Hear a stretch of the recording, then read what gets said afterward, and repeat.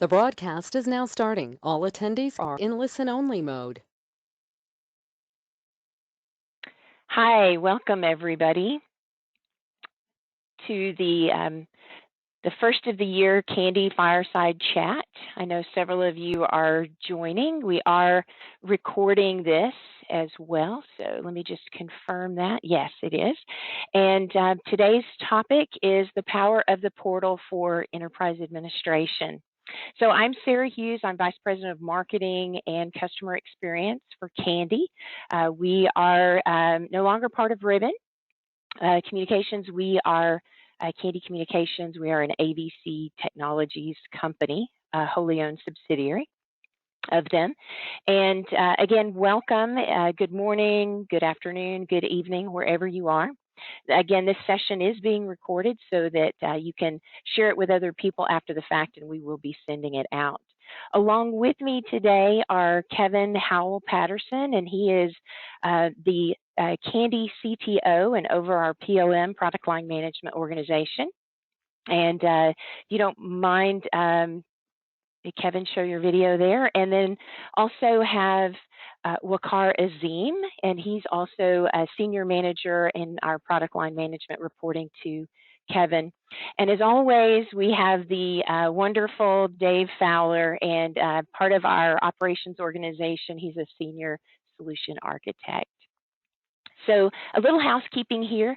You are able to ask your questions in the chat portion of the interface that we have here. And Dave and Waqar will be responding to those. Some of them you may see that they are responded, to everybody. Some of them may be privately, but do ask your questions in that. And then we will be responding back to you, but some of them we may in the open Q&A session. All right. We will be also sending out this presentation as well. So today's topic is the power of the portal for enterprise administration. And let's go ahead and kick it off here. We're going to talk about what is enterprise administration. What does that really mean? And what does it provide? And then when does it make sense to actually deploy this, and when does it not? We'll talk about how it can actually, deploying it, help you in being the service provider, what it can do for you. Also, ways to increase the adoption of it and the overall use of what we call enterprise administration. We'll also talk about a lot of the things that you can enable or disable and restrict. I'll give you a little refresher on the difference in the admin views. You may have heard them referred to as context, those different views that we have. Then we'll go through how to create admin access levels and best practices for admin users. I'll give you a demonstration of the enterprise admin, showing you side by side the full enterprise admin, and then one of the ones that we highly recommend is the IT operations access level. And then Kevin Howell Patterson and Waqar will go through some of the new things coming out in particularly around the portal and enterprise administration. And I do want to make sure that if you haven't already registered, next Wednesday we are having the Kandy Release 48 introduction webinar, and it will also talk about what's currently in the portal and the feature functionality. We also are going to be talking about some of the new things coming. So it'll be really important for you to register for that. All right, so let's talk about what is enterprise admin. And a lot of businesses want the ability to go in, and it could be IT, it could be an office manager, but they want to be able to go in and make moves, adds, and changes. Sometimes this is referred to as MACDs, if you've ever had that. But they want to be able to get in and manage some simple aspects of their communication service. I remember whenever I was a PBX administrator years ago, I wanted the ability to go in and do reports and to do some name changes, reset passwords, and the like. So that's really what enterprise administration is. It's not giving the full access that you have as a partner or a reseller, but it does give them a subset of that. So let's talk about some of the things that they want to be able to do. Some of them want to be able to just generate reports, update names, update email addresses, update passwords, update their staff contact information like mobile numbers and all of that. They want to be able to see what's turned on or what's not turned on, more likely for them. They might want to go in and make changes to hunt groups and move people in and out of them. May even want to update their own music on hold or change how it's being used. So these are very common things that they want to be able to do to their employees. This could be, again, IT staff. It could be office managers. It could be any role in the company. What we find, though, when you think about when is the best time to promote this, a lot of the smaller businesses, they want you to make those changes for them because they really don't deploy any IT staff or people who would be technical enough to be able to log in and do this. Or if it's a small business where basically the general manager or the CEO of the business, they don't have time to do this. That's what they pay you for as an outsourced phone service or phone system. And, that's the value for them. Um, Kind of conversely, when you look at a larger business, and by larger business, it could be a different number for your market segment. It could be a larger business, maybe 50 seats and higher. It may be 100 seats and higher. It may be 1,000 seats and higher. But a larger business may want the ability to do that themselves. You may still offer kind of that white glove service for them to do these at no cost, let's say, minor changes, but they may have staff that previously that was their role when they had an on-premise phone system or even a cloud phone system from a different manufacturer. And they do want more visibility into their communications and to control that. They also have quite frequently more turnover, more than likely, and they may have more changes because they have more employees. They have a higher number of employees that would need changes. So this is where, a very minor, let's say, case for you could end up being, hey, I need this done today. I need this done today. So it becomes more of a hot item than what you would typically put it as in your severities of cases. But of any size of customer, they had it before with a previous system, then they definitely are going to want it again. And so from the product side of and marketing side of your organization, you definitely want to think about offering this as part of your larger businesses or by default, or maybe to all your businesses that you have. It's up to you. But what we want to show you today are some options for you. So, thinking about how this can really help you, and kudos to Amy Peeler, who gave us some ideas for some next webinars. And of course, we strongly encourage you to do that too. You can email us at customersuccess@kandy.io. Again, it's customersuccess@kandy.io, and give us additional topics that you might be interested in. And we're happy to do them and weave them in. We do these fireside chats every month, and we are recording them, obviously, and we're storing them and obviously sending them around to you. You've seen that in the past, but we'll be making a place for those ongoing for you to go in and look at. But let's focus on how this can help you. And the power of the portal is that it gives that business the ability to do some small moves, adds, and changes based upon what you want and what they want. So how you could this can help you is by looking at your current, let's say, cases, support tickets, or maybe you don't even call them tickets, maybe requests or engagements over the past 12 months. If you're tracking those, it's a good idea to look at them and look at number one, are you meeting your service level agreements with your customers? Or are you kind of on that line where, oh my gosh, if we get any more, we're not going to meet them? Do you have a backlog of tickets? Are your support staff or your implementation staff who are answering these types of kind of minor things, moves, adds, and changes, are they very frustrating and overloading your staff? Well, that could be something that you could offload to the customer to make some of those changes versus hiring new people or additional headcount. Are you hearing frequently that, why does it take so long if this is a minor change to get this done? Your customers may be frustrated with that, how long it takes.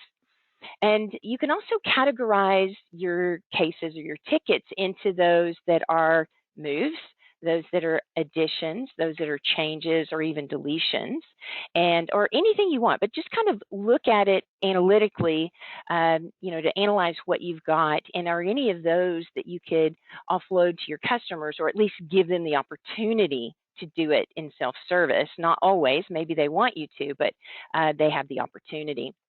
And look at how many of those cases could have been resolved if only the customer had somebody that could log in and make that minor change on their own. If they were trained and if they knew about enterprise admin. And then by giving them the ability to do some of these self-service, because that's kind of the world we live in today, is that a lot of the tools and stuff that we use on a very common basis, there's an ability to go in and look at things and how things are set up and make some minor changes. But by giving them that ability, your staff can now focus on the backlog of additional kind of higher priority tickets and resolving things that they cannot, your customers cannot do on their own. So let's talk about how to increase adoption. Let's say that you decide to deploy this into a market segment that you have, and maybe that market segment would be your larger businesses or to all your customers. But when you do that, you definitely want to begin promoting it during the initial customer engagement. That means your sales teams, your presentation material, maybe videos and other things should also talk about the ability to give them that access if they want that. Update your website with links and instructions to that. And of course, each user would have their own login so that making it, just like with your access to admin, making that secure. You can also make a video that just shows how to make minor changes in your admin. You can train new customers on the use of it as part of your onboarding of new customers.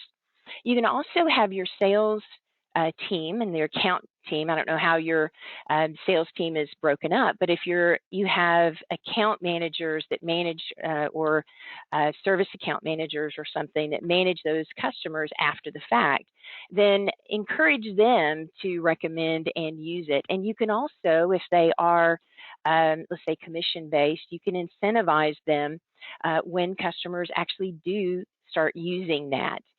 So again, incentivizing your sales teams. You can train your support staff that as they are making these changes, if they have the end customer on the phone, that they could actually use the collaboration tools and share their screen with the customer and say, hey, next time if you need this, I don't mind doing it, but here's how I'm going to make that change, and this is something in the future you can make as well. Just kind of training them in that. And then updating if you have incoming telephone numbers into your support organization, you can also update the prompts that they hear and say that you can also update. If you have minor changes that you'd like to make, you can make those through enterprise administration. If you don't have it, you can ask us, to enable it or whatever. Those are things that can increase that adoption of enterprise administration and the use. All right, so let's now jump into the administration views. So in this example, I have, and yours probably doesn't look like this because you probably don't have the pink splash everywhere, but your own administrative portal has your own look and feel and your colors and stuff to it. But here on the left, I have logged in as a reseller and I've drilled down into a company. And you can see that company is called New Company across the top. And what I'm showing here is on the left-hand side, this is, again, the reseller view as you drill down. And you can see on the right-hand side, this is as the different context of coming in directly to that. Every single company that you build in admin, they have their own portal view for administration. And so if you drill down into them, you don't get to see everything. All right, and this is very important to understand. So on the right-hand side, I'm coming in directly into their full admin of that individual company. So you don't see New Company on this because I'm directly into it. Okay, and under account, I'm showing you kind of the differences here. If I just drill down as a reseller into New Company, you'll see under files, under account, I have files and support, but I don't have access. And so this access here is how you give an end customer their own access to just New Company in this case, not all the others. If I were to go into the reseller access and go into access levels and all, that would be for your reseller to give access to all your customers. And that would be employees of your business, not the individual customers. You'll notice also that under the support here, I have the ability to do tracing and check registrations and all through the debug. But under this side of it, the notices, those can be created and pushed out. When you look at the same thing from the drill down from a reseller to a company, in this case, again, New Company is the name of the company, you'll also see that I have basically everything else is the same. The only difference is having notices and building access users. Okay, so again, this is the reseller context, and this is the company, individual business admin context. All right. So what can you enable and what can you restrict? There's a lot of different admin levels that are pre-created, and you can even, tie some together if you want to. And we're going to talk about those, but you got to ask and think about it. And again, working with the marketing and product teams and the implementation teams to decide what makes the most sense for your business and your customers. Do you want this business or employees within this business to be able to go in and manage inventory, okay? Go in and increment and decrement orders. They would see pricing and those type of things. Do you want them to do that or not? If they are kind of a company that does all of that today and they want to be able to do a full adds and deletions, fine. Maybe you do give them that level, but more than likely you reserve that for your support team and implementation team. Do you want them to be able to add sites? Do you want them to manage site groups? So if a change needs to be made, let's say music on hold pushed down to 50 different sites, you can create a group and those can be done in a kind of a bulk way. Do you want the subscribers, which are the end users registering in the system, do you want the employees of this business to be able to go in and add and remove SKUs? Well, that will affect billing. Do you want them to be able to do that? So if I take them off of a lower end SKU and then add them to a larger SKU with more features, or I add, let's say, voicemail transcription to them, that's going to affect their bill. And so do you want them to be able to do that or not? Call answering groups, do you want them to add and remove them, or do you want them to just be able to edit and move people in and out kind of thing? Similarly with media, where the music on hold is, and devices.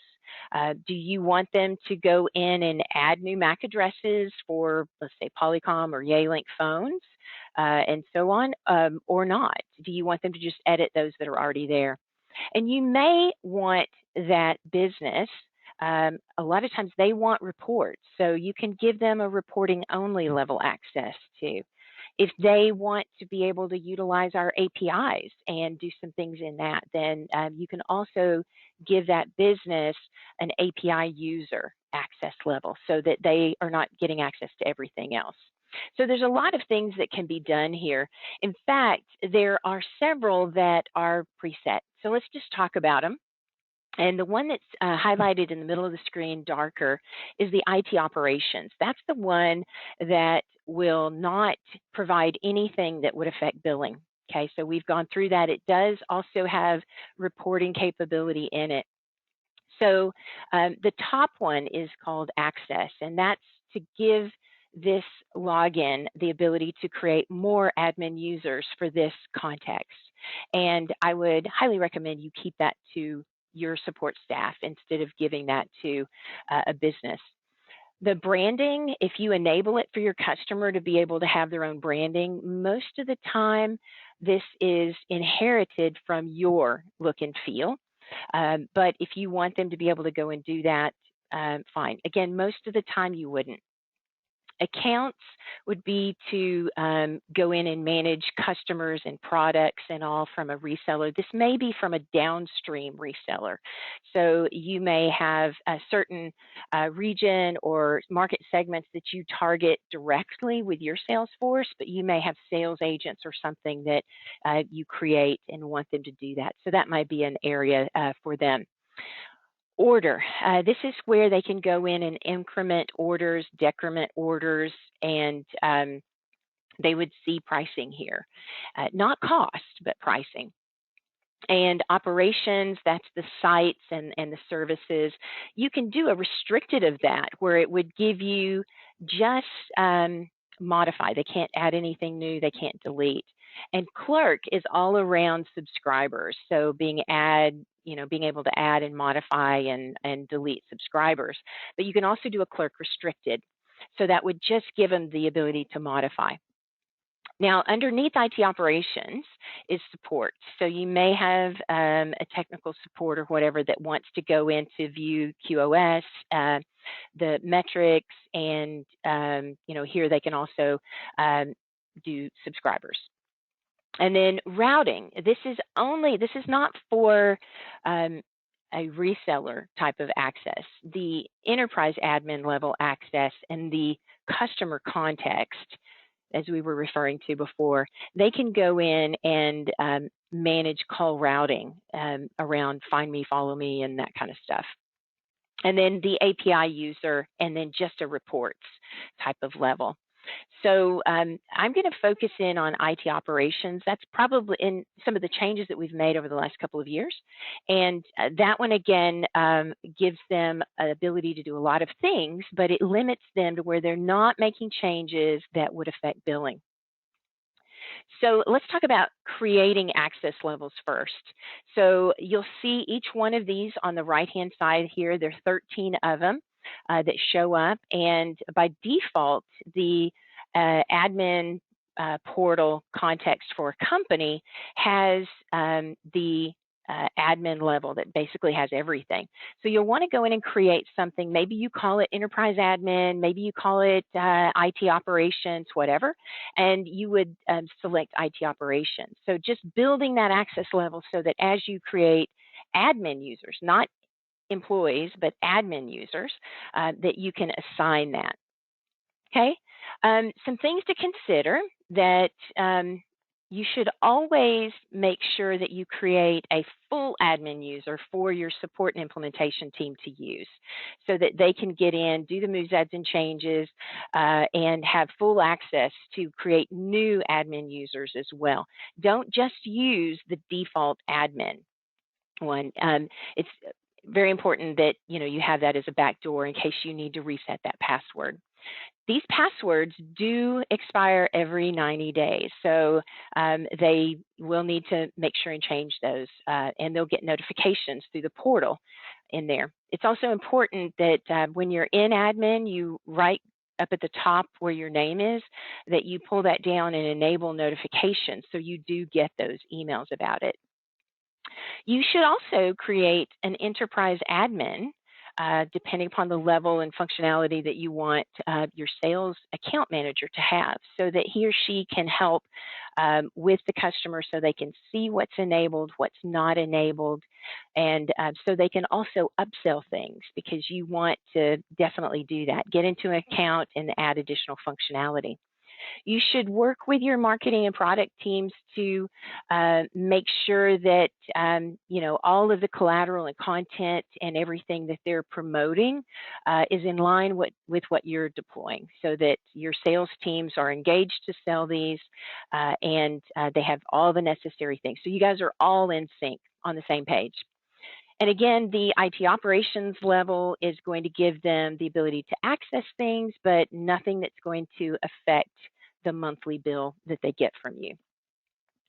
Okay, so once you log in, now you have to log in with the new customer portal URL, and that's found if you drill down into the provision profile, and you'll see portal URL, and that's what you need to use. Now listen to me carefully on this, because the default password for that, for every business you create, it is lowercase admin, and then the password is uppercase A, and then lowercase DMIN at 1234. So it's admin with an uppercase A at 1234. So put that somewhere, write that down.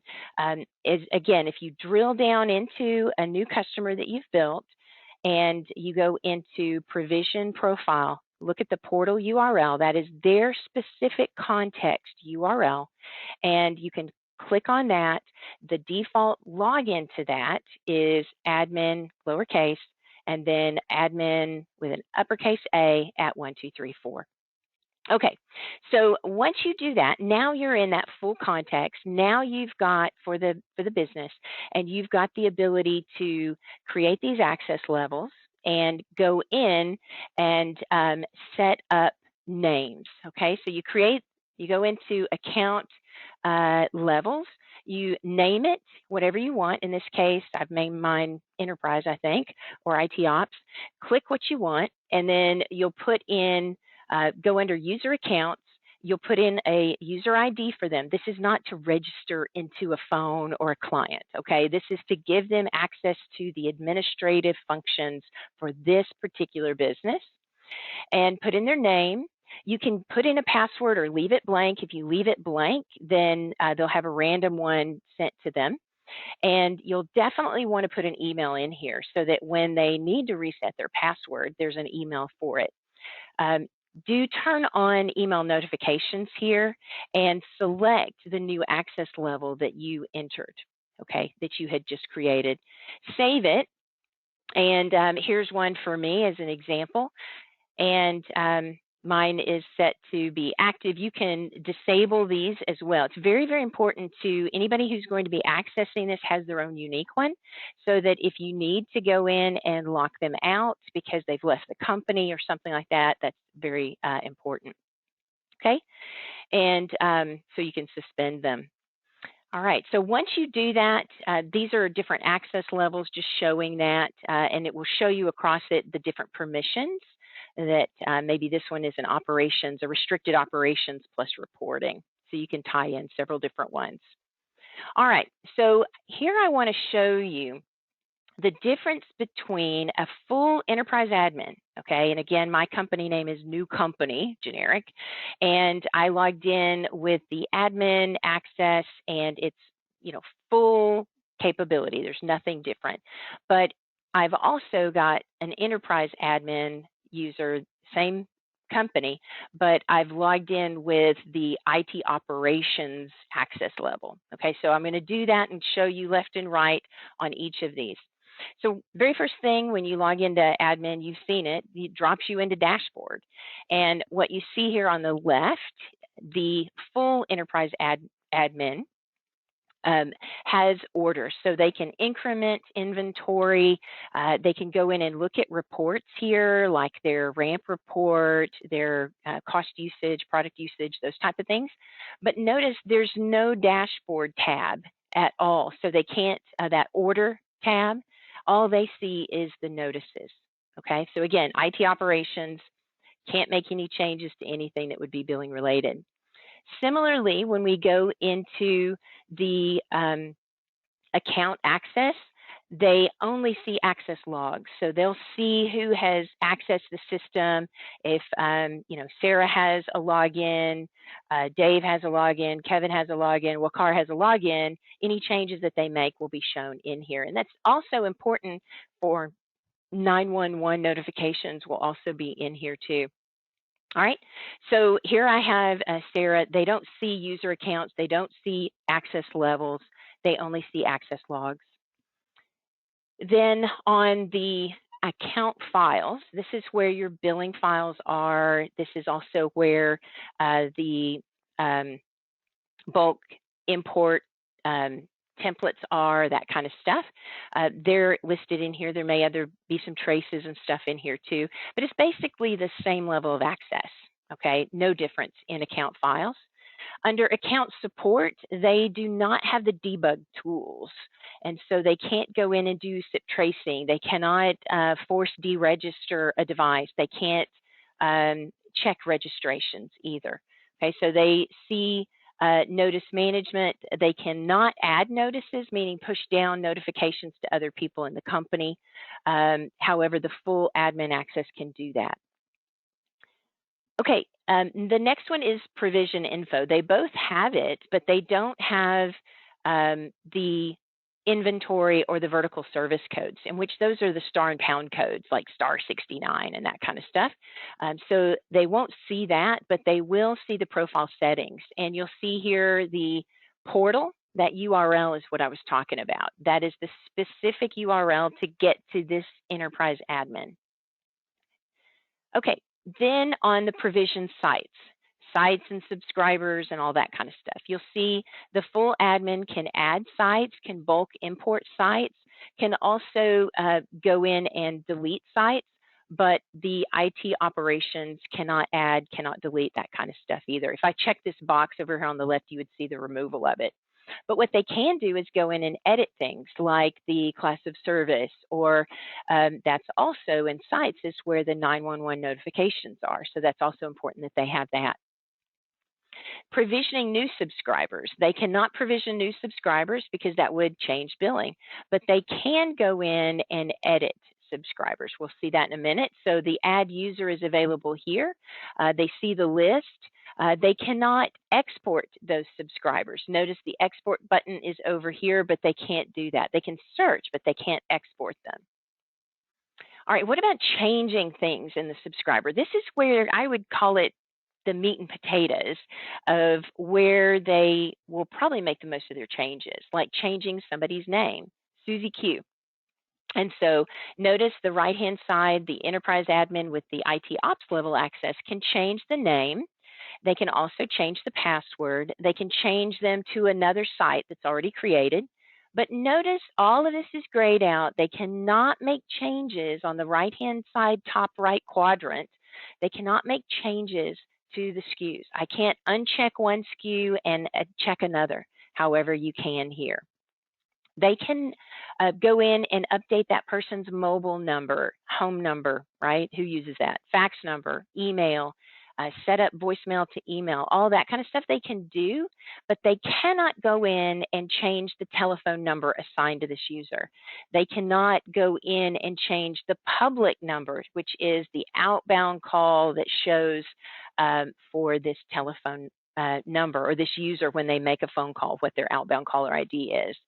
So those are some specific things. On the right-hand side, you see they don't have all the actions that the full user does. So they cannot suspend, they cannot restrict. They can pass through into their end user web portal and their messaging portal, which is where their voicemails and stuff are. For more detail. What they can't do is check sync, they can't do SIP tracing, and they cannot remove users here.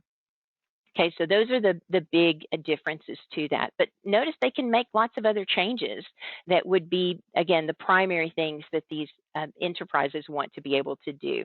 They can change their call permissions for this user. So if they need to, maybe they're set as PSTN, which is local and long distance, and they want this individual to be able to make international calls. So that could be there too.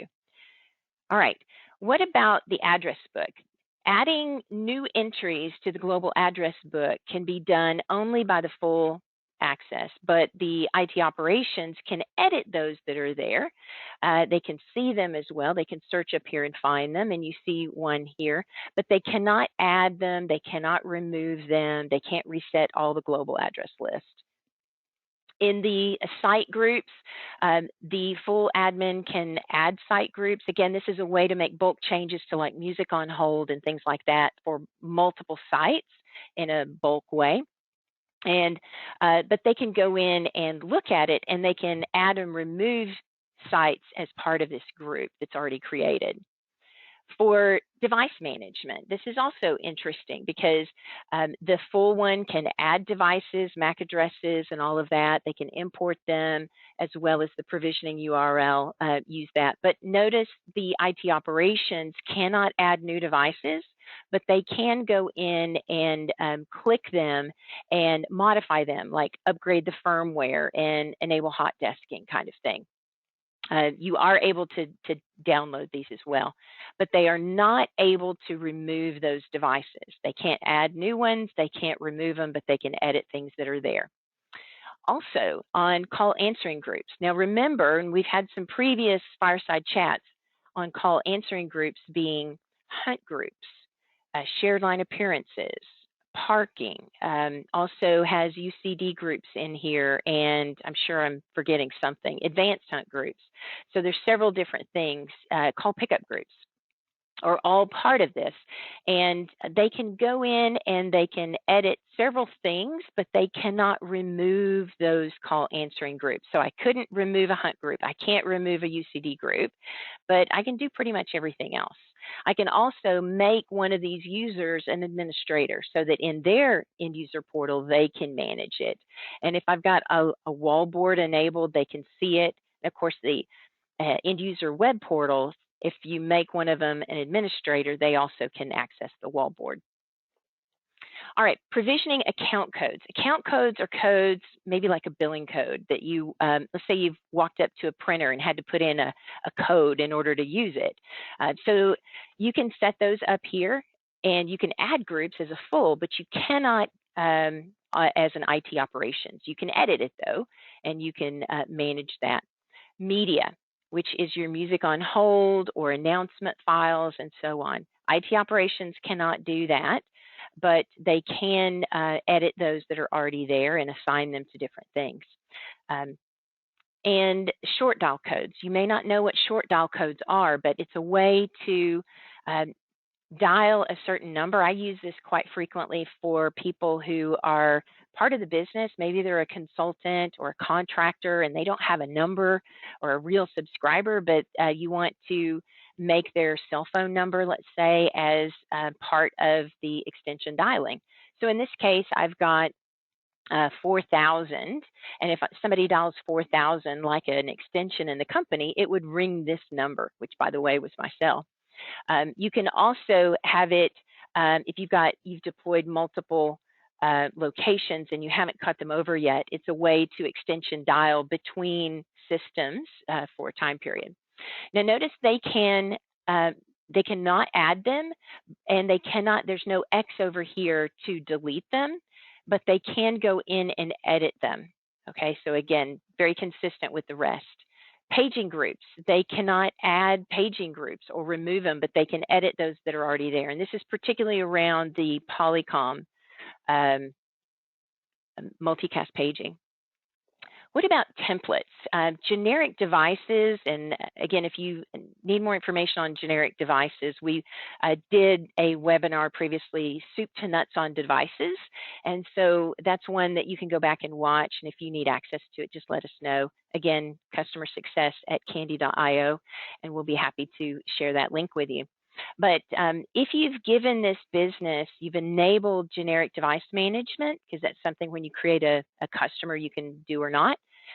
If you do, then the full admin has the ability to add templates for those, and those are, how they register and other things. They can be specific to different vendors. But the IT operations can look at them, can edit them, but they cannot add new ones, and they can't regenerate tokens for that. And then the generic models, again, they cannot add any new ones. The full admin can.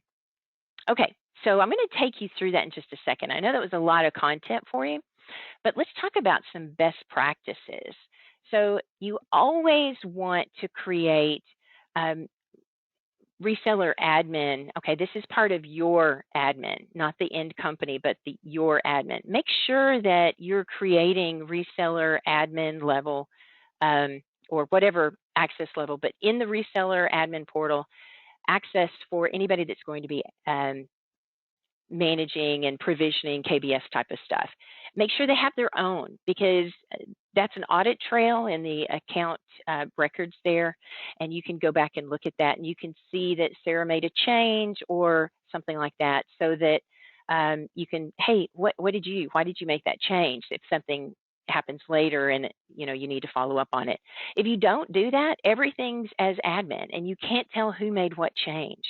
Also, I highly recommend you should never give the customer, the end business customer, full enterprise admin access like your support team does. That should be for your support team, for your implementation team. And then when you create the customer, then your support team, there's a place for contact and email. Make sure that that is, when you create the customer, that is your support organization, so that if they need reset passwords for the admin, the default admin level, that will go to your support team.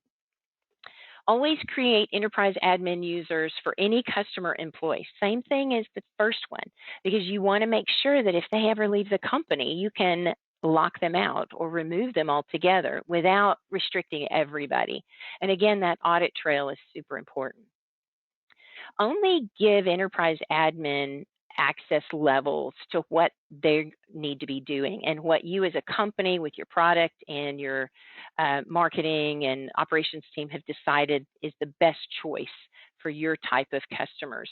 Give them only what they need to have. Don't give them too much. Give them exactly what they need.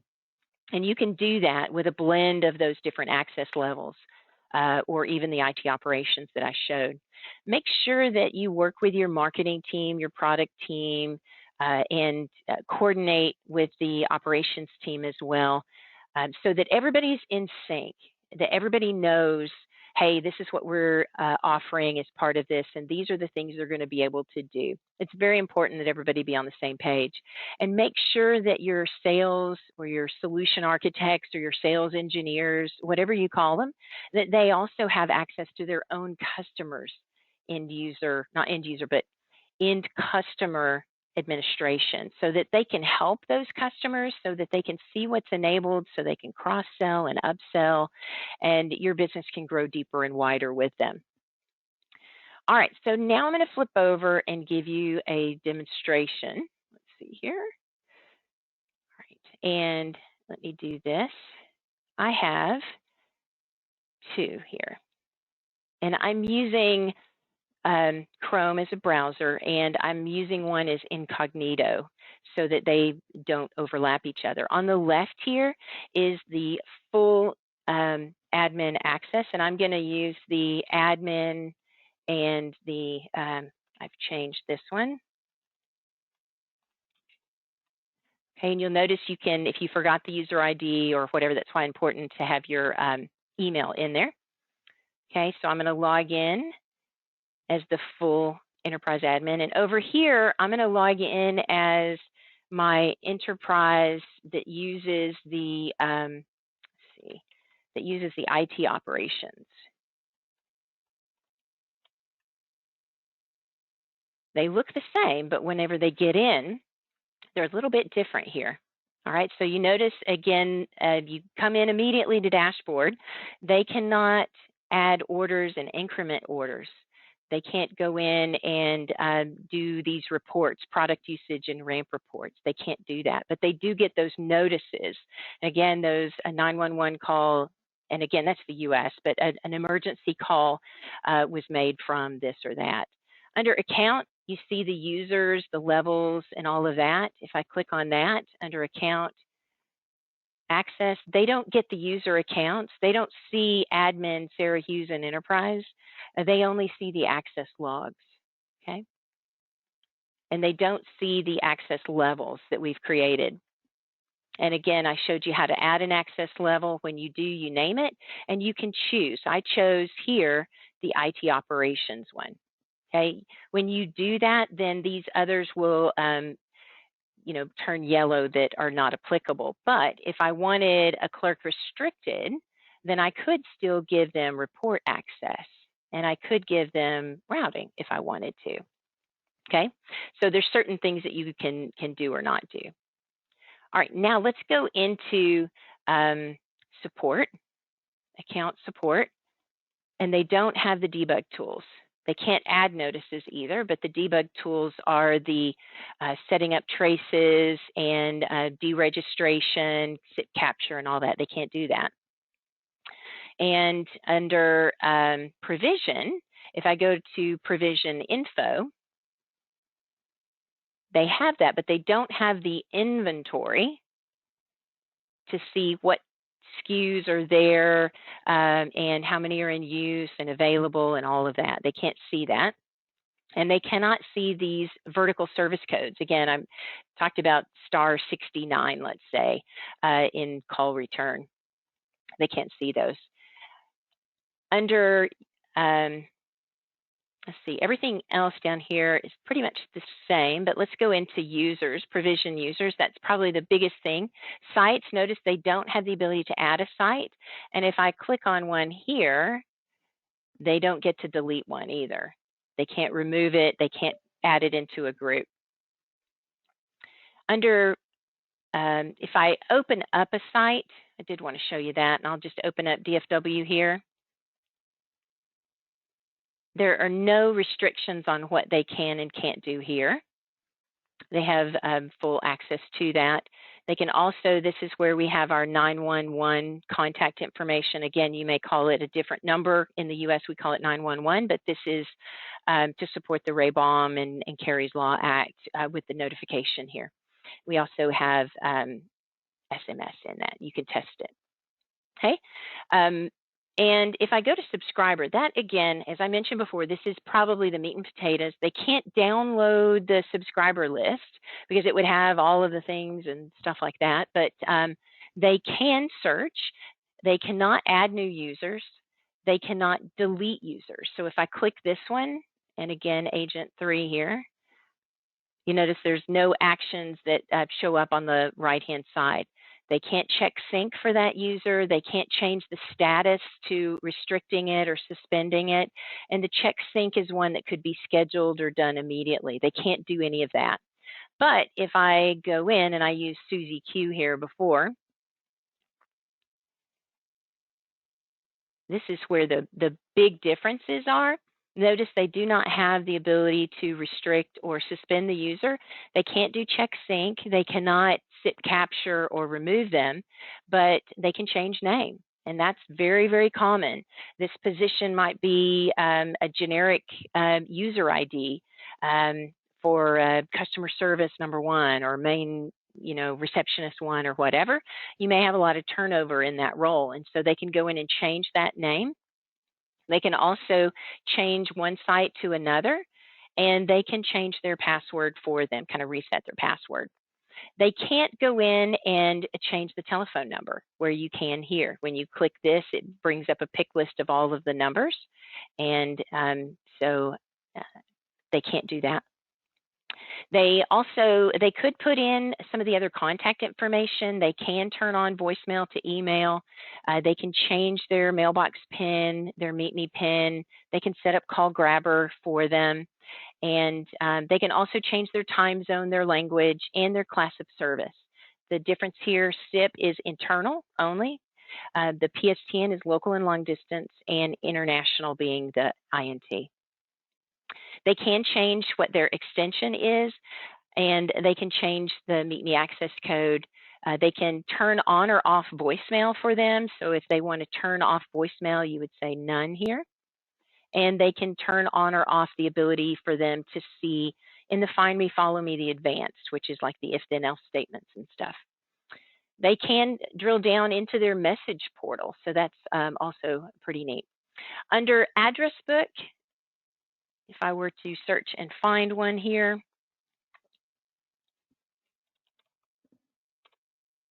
you can see it, but you can't add new ones. And for the bulk changes for site groups, they cannot go create them, but they can go in and edit one if needed. The other big change here is in call answering groups. They can go in and they can add a group, all right, but they cannot delete one. So if I click this one, call park, you don't have the remove group. All right, so they can add new ones, but they can't delete them. And everything else is the same, completely the same. All right, so now let me jump back over to, I want to give some time now for Kevin and Wakar to go through, unless there's some questions, we have a little almost 10 minutes here to go through that. Are there any specific questions, Dave or Wakar? There was just a couple of questions around short dial codes. Okay. So just in general, short dial codes are really an extension of like aliases for subscribers. It just allows you to take something that you want to define and translate it to a larger number. So it can be for on-net or off-net, or let's say you're using Smart Office Collab, you could have a short number to dial into Collab while you're on net, you know, like 1000 that you set the short dial code as 1000 and you set the full Collab number as the result. But it was questions around like 211, 711, 811, those services. But okay, yes, you can use that to translate into the full PSTN DID that would need to be outpulsed to PSTN for those services. Yeah, those are great examples of short dial. That's it. Okay. So Kevin, are you with us?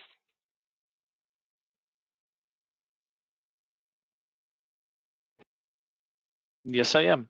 Great. Actually, hold on, if you don't mind real quick. One did just come in. Please reiterate how an existing customer is changed to say IT operations user. So that was the question. Please reiterate how an existing customer has changed to say IT operations user. How do you change that? Sure.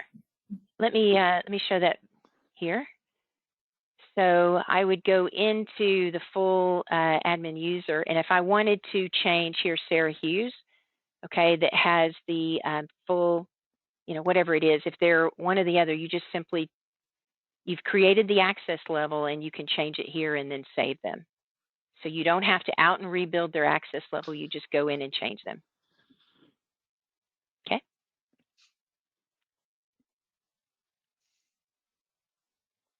All right, so I'm going to hand it over to Kevin. Okay, thank you, Sarah. Great job so far. And what we're going to talk about for the next few minutes is just some of the things that are coming down the pipe. Anybody that will be tuning into our webinar next week will see an awful lot more about these things, but we'll give you a sneak peek for right now. A lot of the work that we're doing right now in KBS is there's a lot of foundational work that's going on, such as automating the onboarding. But most of the activities that are in play right today are really around making it easier for our partners, resellers, service providers, partners in general, as I call them, to do their work and to get more tools at your fingertips. So something like automating the onboarding, that's something that that we have worked on for the past few years, trying to make it easier. But what we're doing right now is changing the game a little bit. We're making it into predefined flows, more let's say things that make sense between screens, actually going into single screens, allowing you to make selections for customers much easier, a much more continuous thought process that you're working through. So we've received feedback over the past few years about things being a little bit disjointed and would like it to be easier. Plus also don't want to be sending tickets into the Kandy operations organization just to get customers onboarded. So we should be seeing the fruits of that labor coming out this quarter and continuing to improve it as we go along. One of the other big things that is coming down the pipe, we've been working on this for a while. We know that lots of our partners out there are looking at Teams. Many of your customers are looking at Teams, and the big question is, what are we doing about it? Are we going to integrate? Are we going to? Is it going to be separate? How does it fit in with the portal? All of that. So we're answering those questions right now. We are working to integrate Teams into the Kandy portal. Many of our customers want to have the full management experience. Doing all the PowerShell scripts, doing all of the, even getting to the point of having license management, these types of things that are possible. What we're doing right now is working on the integration of Teams direct routing and integrating many of our UCaaS capabilities, auto attendant, voicemail, call recording, our call centers, various things like that. We are integrating those to have a pretty seamless, pretty integrated experience back and forth. But we should, we're looking to introduce that capability into our the UCaaS side of the house in the start of Q2, and should see more of that coming out throughout the year as well. Service assurance is something that we started really looking at improving last year in our KBS 48.3 release that came out in December. We introduced some new tools and new analytics that many of our partners and many of our customers have started using in the 49.1 release that just went out the past couple of weeks. More controls for the analytics were introduced, and that trend is going to continue as we go through the next couple of quarters.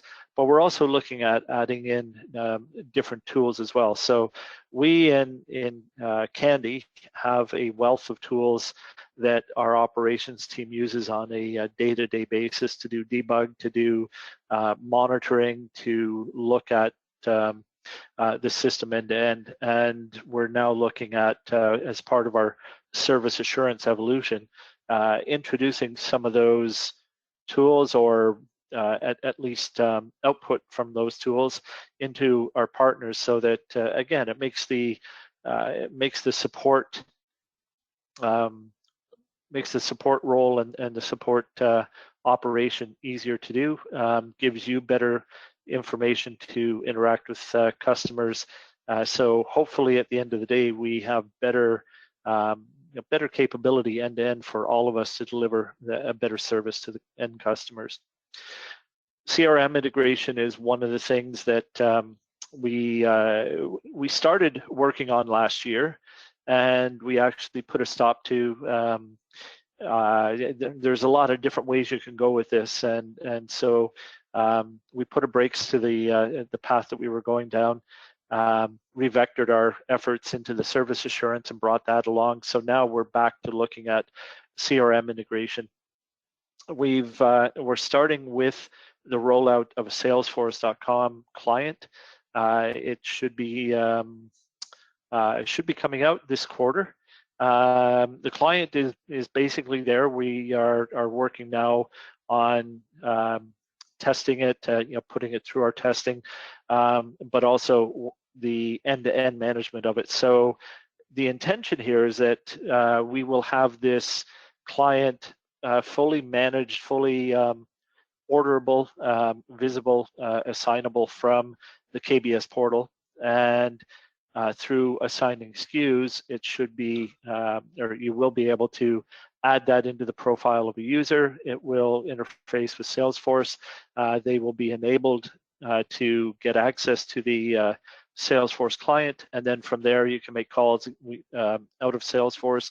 You'll have interactions with Salesforce data. So it's basically something that a model that puts the capability right in Salesforce and embeds the communications into a more natural feeling or natural experience with Salesforce itself.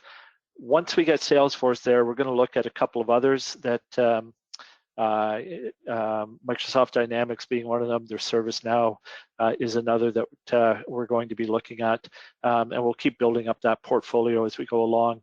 Of course, already today we have Salesforce.com integration with live support.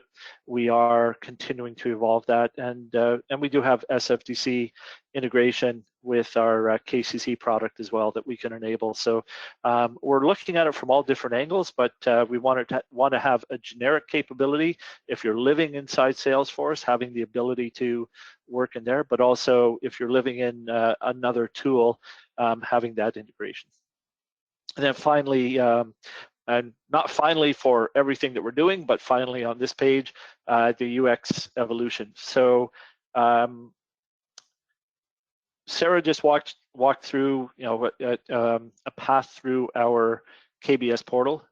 It has a lot of power. It has a lot of capability, but it also relies upon, at times, going off to other portals, going off to other touch points in the system. And also, we are evolving many aspects of the Kandy environment overall. So such as much of what we're doing in Teams has separate flows and has kind of a more advanced UI built into it. So we're looking at the overall Kandy user experience and working on eliminating the touch points. So we've heard many people say, far too many portals, far too many touch points, collapse them all. So we're going to be taking many of these things and integrating it with the end user portal. But we're also looking at taking Smart Office Client and integrating with the end user portal as well. So again, starting to eliminate the touch points, moving towards a true single pane of glass experience, and enabling the end users of the system to have a lot more power at their fingertips. So there's a lot more that we're working at. We're looking at the likes of WhatsApp and some social media type of applications out there, and how do we go about integrating with them. We're looking at some basics, as well, such as getting to a true integration with SMS and bringing some other pieces along that right now are things a little bit lacking in the system. But we have some good things that are in progress. They start rolling out later on this quarter, and if you tune into the webcast next week, you'll see a lot more about this. Thank you, Kevin. Dave, do we have any questions for Kevin? Yes, Kevin, there's two for you. One is with regards to MS Teams. Will we be able to select Teams versus UCaaS services, maintaining our own carrier services and using our network? Yeah, that's kind of a multi-part question. So, yes, you will be able to select Teams as opposed to UCaaS, or you can select both depending on the package that is selected and the packages that are in the catalog.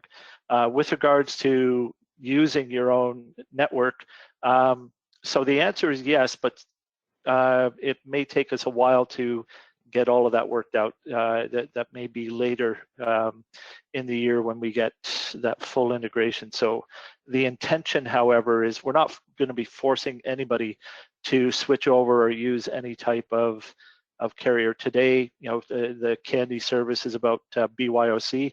We do have our own PSTN capabilities around the globe if you wish to use those. But if you're already in with a carrier, happy with it, like we do today, we'll continue supporting that.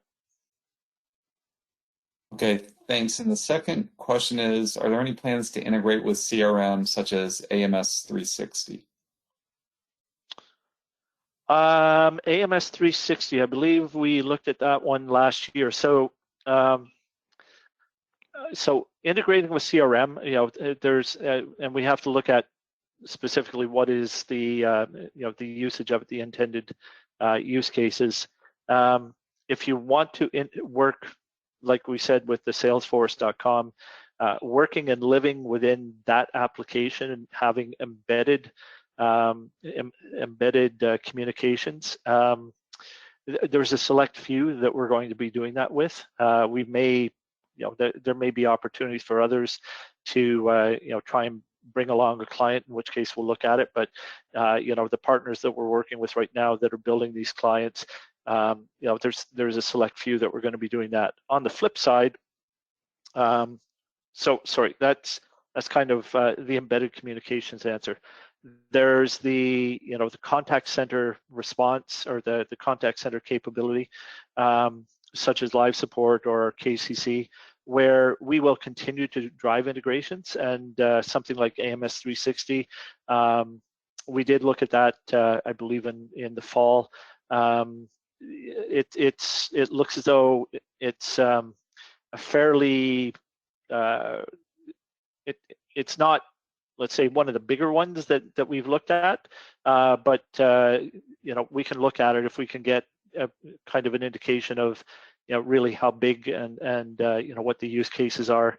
So from a contact center perspective, we can look at driving some point integrations, and then as a generic capability, we probably won't be doing every CRM out there. I think last we checked, there were well over 100 CRM packages, and the usage of them gets down pretty low. But we do know that many people have asked us about some very specific ones that we are going to look at. It's just a question of being able to get to the point where we can do them. We can, as you said, in Kandy Call Center, the KCC product, we are able to, any URL for any CRM, sugar, anything, you can do a screen pop to that. But as he said, it's not embedded UC, KBS into that CRM. It's from the Kandy Call Center agent console launching that CRM as a URL. And live support does have a generic as well that you can do that. Well, thank you. Any other questions? No, that's it. Great. Well, appreciate everybody staying on just a little bit longer. Again, want to promote next Wednesday. If you haven't already registered, you should have it in your email. If you haven't, then you can email me again, the customer success team at customersuccess@kandy.io. Give us any new topics that you want to hear about, as well as if you need access to some of the others.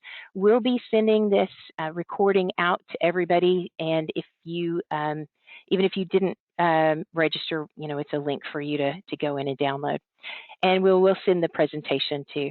Thanks so much for being with us, and we will be scheduling next month, so be on the lookout for it as well. Thanks, everybody.